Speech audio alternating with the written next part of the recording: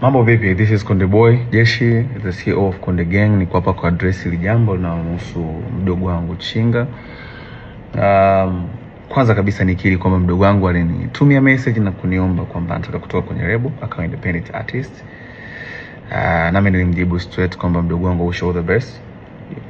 I got you back all the time as usual. Kachini na viongozi wa Konde Gang, video contracts, mfanolize, muone mnafanyaje.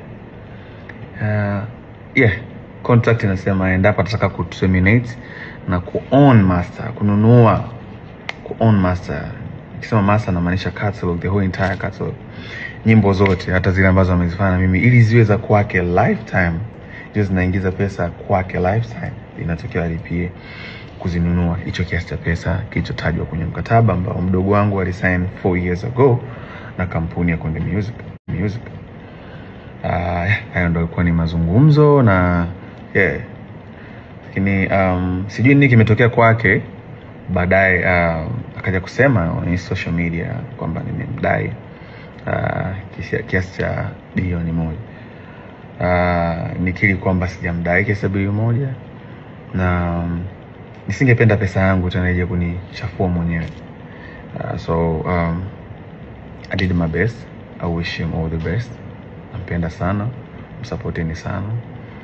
He's an independent artist from now on. Nikiwa naongea promoters, mkiwa na show mwiteni, fanye pata risk, aisaidie familia yake.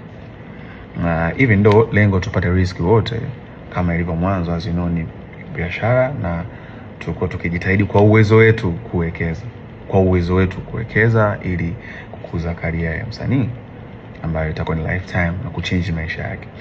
So far tumshukuru Mungu anikisha kuwaletea superstars kadhaa ikiwemo Chinga, kina Angela, Kili Chidi walikuwa kina Country Boy, na wao wote walivyoondoka hakuja kuwa na matatizo yote, na wote wana own master zao na for good and for peace. Hamna mtu yote mwenye malalamiko ya kudaiwa. So that's how we live by lifting each other. Lakini pia speaking of BASATA, nilipata mwito na niliomba management yangu niwakilishe, nataka kujua issue ni nini, kwa sababu sikutegemea, na kwa sababu mazungumzo alizungumza naye na bwana Chinga, sikutegemea kama angeweza kufika BASATA. Baada ya sana na usuluhisho. So niliomba management yangu niwakilishe, izungumze na viongozi wa BASATA kuona wanapataje mwafaka, lakini wakaniambia so far nisingeweza kuyashare sasa hivi. Mimi sikuona haja ya kusuluhisha na mdogo wangu.